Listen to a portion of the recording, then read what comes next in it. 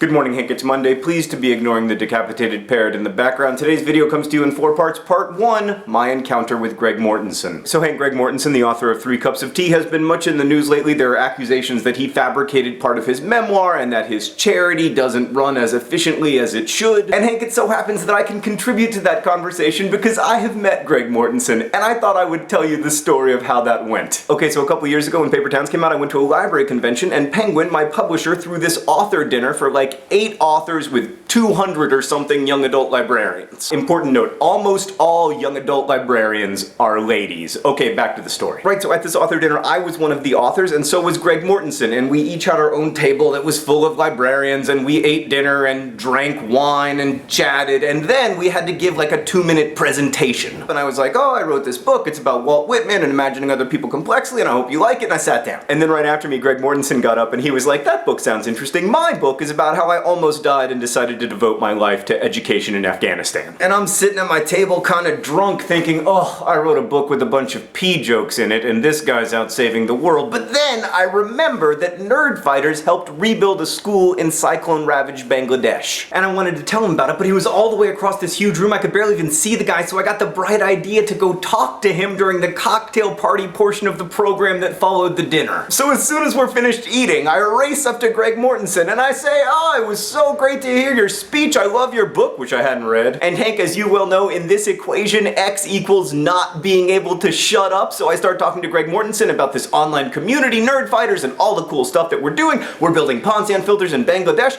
We're doing Kiva microloans. We built this school. It's so awesome. And I buy him a drink. The drinks were free, but still. And at some point I realized that I've been talking to Greg Mortenson for 12 minutes and I have not allowed him to say a single word. So I say, I'm sorry to go on so much. I'm just a huge fan of your work. And then he says, thank you, but I'm not Greg Mortenson.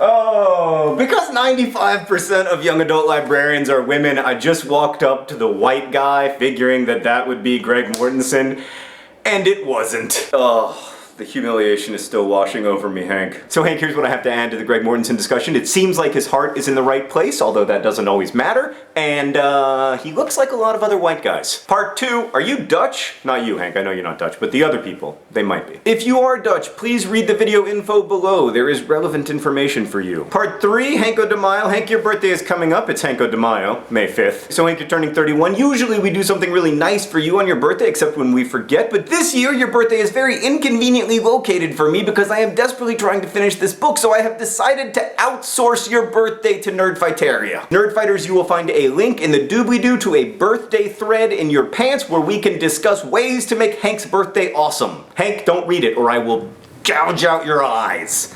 Probably not, that's probably excessive, but don't read it. And lastly, part 4, I'm gonna do a question Tuesday on Friday, things that don't make sense to new viewers, so please leave your questions in comments. Hank, don't forget to be awesome. I will see you on Wednesday.